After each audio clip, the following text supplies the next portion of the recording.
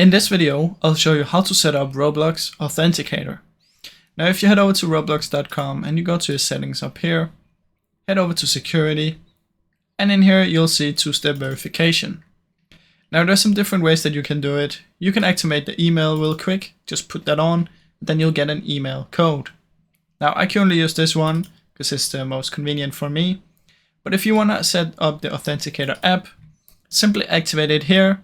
You'll get an email code that you have to type in, and then you have to scan a QR code on your phone. Now after you've done that, the Authenticator app will be on, and this is the most secure one. Now when you activate either one of these, you'll get backup codes. The backup codes are if you lose any of these, you can simply type your backup code and you can get your account back. Now you also have the option to do the hardware security keys, which is basically just extra protection. Now that's basically how you do it, guys. It's really simple. Just come in here, activate it, use the code you get on your email or on your phone, and then scan the QR code for this one, or just activate it from the email on this one. Now I really hope you liked the video.